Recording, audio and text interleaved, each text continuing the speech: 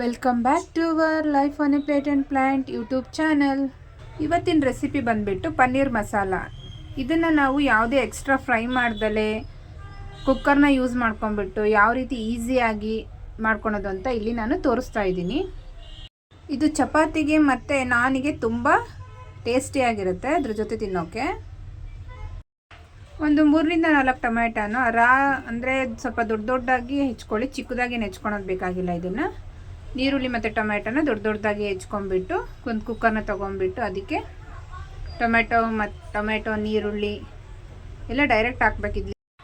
3-4 tomato, 1-2 ನೀರುಳ್ಳಿ, ಅದಾದಮೇಲೆ masala items ಮೆಣಸು, ಚಕ್ಕೆ, ಸ್ಟಾರ್ ಆನಿಯನ್ಸ್, ಒಂದು ಏಲಕ್ಕಿ, 5-6 ಲವಂಗ, ಚಕ್ಕೆ ಹಾಕ್ಬಿಟ್ಟು ಇದಕ್ಕೆ ಡೈರೆಕ್ಟಾಗಿ ಹಾಕ್ಬಿಡಬೇಕು. ಆಮೇಲೆ ಗೋಡಂಬಿ, ಬಾದಾಮಿ, ಬೆಳ್ಳುಳ್ಳಿ ಮತ್ತು ಶುಂಠಿ ಅದನ್ನು ಸಹಿತ ಇದಕ್ಕೆ ಡೈರೆಕ್ಟಾಗಿ ಹಾಕಬೇಕು.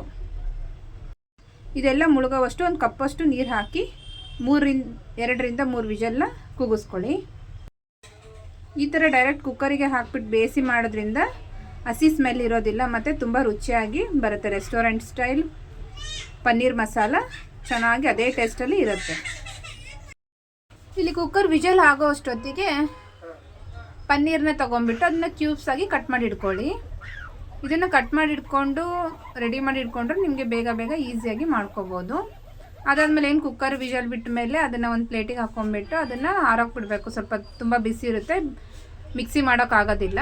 ಸೊ ಅದನ್ನು ಆರೋಕೆ ಬಿಟ್ಬಿಟ್ಟು ಇಲ್ಲಿ ಏನು ಕ್ಯೂಬ್ಸಾಗಿ ಕಟ್ ಮಾಡ್ಕೊಂಡಿದ್ದೀವಲ್ಲ ಪನ್ನೀರನ್ನ, ಅದನ್ನು ಸ್ವಲ್ಪ ಎಣ್ಣೆನಲ್ಲೇ ಫ್ರೈ ಮಾಡ್ಕೊಂಬಿಡಿ. ಚೆನ್ನಾಗಿ ಗೋಲ್ಡನ್ ಬ್ರೌನ್ ಬರೋ ತನಕ ಫ್ರೈ ಮಾಡಿಕೊಂಡು ಒಂದು ಪ್ಲೇಟಿಗೆ ಎತ್ತಿಡ್ಕೊಳ್ಳಿ. ಅದಾದಮೇಲೆ ಅದೇ ಕಡಾಯಿಗೆ ನಾವು ಇನ್ನೂ ಸ್ವಲ್ಪ ಎಣ್ಣೆ ಬೇಕಿದ್ರೆ ಹಾಕ್ಕೊಂಬಿಟ್ಟು ಒಗ್ಗರಣೆ ಹಾಕ್ಕೋಬೇಕು. ಸಾಸಿವೆ, ಜೀರಿಗೆ, ಕರಿಬೇವನ್ನ ಹಾಕಿಬಿಟ್ಟು ಒಗ್ಗರಣೆ ಹಾಕಿಡ್ಕೊಂಡು ಅದಾದಮೇಲೆ ಒಂದು 5-6 ಹಸಿಮೆಣ್ಸಿನ್ಕಾಯಿನ ಇದಕ್ಕೆ ಹಾಕಿಬಿಟ್ಟು ಅದು ಚೆನ್ನಾಗಿ ಎಣ್ಣೆನಲ್ಲೇ ಫ್ರೈ ಆಗಬೇಕು. ಇದು ಫ್ರೈ ಆಗೋ ಅಷ್ಟೊತ್ತಿಗೆ ನಾವು ಏನು ಹಾರಿರುತ್ತಲ್ಲ ಮಸಾಲೆನ ಅದನ್ನು ಜಾರಿಗೆ ಹಾಕ್ಕೊಂಬಿಟ್ಟು ಸಣ್ಣದಾಗಿ ಮಿಕ್ಸಿ ಮಾಡ್ಕೋಬೇಕು. ಸ್ವಲ್ಪ ಗಂಧದಂಗೆ ಇರಬೇಕು, ಸಣ್ಣದಾಗಿ ಮಿಕ್ಸಿ ಮಾಡಿಡ್ಕೊಂಡು ಇಲ್ಲಿ ಏನು ಹಸಿಮೆಣ್ಸಿನ್ಕಾಯಿ ಎಲ್ಲ ಚೆನ್ನಾಗಿ ಫ್ರೈ ಆಗಿ ಎಣ್ಣೆನಲ್ಲೇ ಬಿಡ್ಕೊಂಡಿದ್ದೆ. ಇವಾಗ ಖಾರದ ಪುಡಿ ಹಾಕಬೇಕು. ಖಾರದ ಪುಡಿ ಅಂದರೆ ಇದು Kashmiri red chilli powder use ಮಾಡಿದರೆ ತುಂಬ ಕಲರ್ ತುಂಬ ಚೆನ್ನಾಗಿ ಬರುತ್ತೆ, ಅಷ್ಟೊಂದು ಖಾರ ಅನಿಸೋದಿಲ್ಲ ನಿಮಗೆ.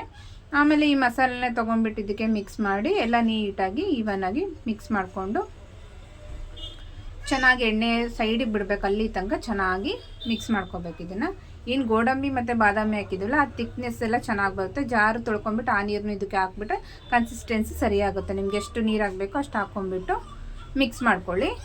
ಅದಾದಮೇಲೆ ಸ್ವಲ್ಪ ನಿಮ್ಮ ರುಚಿಗೆ ತಕ್ಕಷ್ಟು ಉಪ್ಪು ಹಾಕ್ಕೊಂಬಿಟ್ಟು ಈ ಮಸಾಲೆಲ್ಲ ಚೆನ್ನಾಗಿ ಸ್ವಲ್ಪ ಒಂದು 5-10 ನಿಮಿಷ ಚೆನ್ನಾಗಿ ಬೇಯಬೇಕಿದು.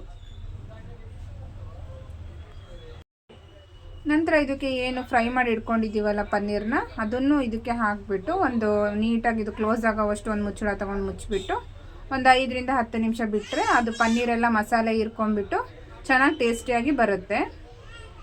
ನೋಡಿ, ನಿಮಗೆ ಈ ರೆಸಿಪಿ ಇಷ್ಟ ಆಗಿದ್ದರೆ ಪ್ಲೀಸ್ ಲೈಕ್ ಮಾಡಿ, ಶೇರ್ ಮಾಡಿ ಮತ್ತು ಸಬ್ಸ್ಕ್ರೈಬ್ ಮಾಡ್ಕೊಳೋದನ್ನು ಮರಿಬೇಡಿ. ಇದೇ ಥರ ನಿಮಗೆ ಬೇರೆ ರೆಸಿಪಿ ಬೇಕು ಅಂತ ಇದ್ದರೆ ನಮ್ಮ ಚಾನಲ್ನ ವಿಸಿಟ್ ಮಾಡ್ಬೋದು ನೀವು. ಮತ್ತು ನಿಮ್ಮ ಫ್ರೆಂಡ್ಸ್ ಮತ್ತು ಫ್ಯಾಮಿಲಿಗೆ ಈ ವಿಡಿಯೋನ ಶೇರ್ ಮಾಡ್ಕೊಳ್ಳಿ. ಯಾರಿಗೆ ಪನ್ನೀರು ರೆಸಿಪಿ ಮಾಡೋದು ಕಷ್ಟ ಅಂತ ಇರ್ತಾರಲ್ಲ ಅವ್ರಿಗೆ ಶೇರ್ ಮಾಡಿ, ಎಂಥವ್ರು ಸಹಿತ ಬೇಗ ಪಟ್ಟ ಅಂತ ಮಾಡ್ಕೋಬೋದು. Thank you for watching.